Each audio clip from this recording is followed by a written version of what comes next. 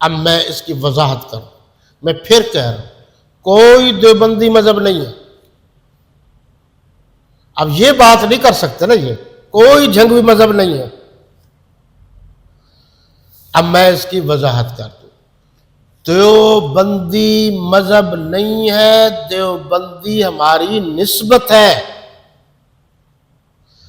کہ جن بزرگان دین استادوں سے ہم نے پڑھا ہے وہ دیوبند کے فارغ تھے یا دیوبند کے پڑھے ہوئے اساتذہ کے شاگرد تھے. اس لیے ہم اس نسبت سے دیوبندی کہلاتے ہیں. نہ دیوبندی مسلک ہے، نہ دیوبندی مشرب ہے، نہ دیوبندی کوئی عقیدہ ہے، نہ دیوبندی کوئی مذہب ہے. مذہب اہل سنت والجماعت ہے، مسلک و مشرق اہل سنت والجماعت ہے. اس لیے اہل سنت والجماعت کا متفق علیہ عقیدہ قرآن و سنت والا ہے. ہم کسی پیر کی، کسی مولوی کی، کسی جال ساز کی کسی لکھی ہوئی کتاب جس میں قرآن و سنت کے خلاف مواد پایا جائے ہم ذمہ دار نہیں ہیں. اب آپ کہیں کیسے ذمہ دار نہیں ہے؟ نہ اب میرا پردادا غلطی کر جائے ذمہ دار میں ہوں؟ وہ میرا پردادا کسی سے لڑ پڑا، لڑتے لڑتے اس نے 2 لگا دی، وہ مر گیا تو ذمہ دار میں ہوں؟ بھئی وہ تھا، وہ ذمہ دار تھا.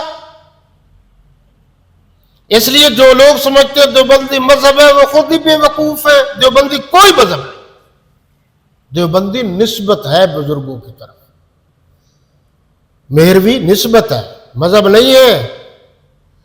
مولانا حق نواز جھنگوی کا کوئی مذہب نہیں تھا، کوئی علیحدہ اس نے مذہب بنایا ہوا، کوئی مسلک نہیں تھا.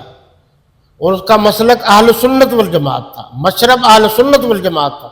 ہمیں چونکہ ان کی خدمات کی وجہ سے محبت ہے ان سے، اور پھر انہوں نے اتنا اچھا کام کیا کہ جھنگ کی وجہ سے وہ جھنگوی مشہور ہو گیا. تو آپ جب جھنگوی یا جھنگ کی بات کی جاتی ہے تو پھر وہی یاد آتے ہیں.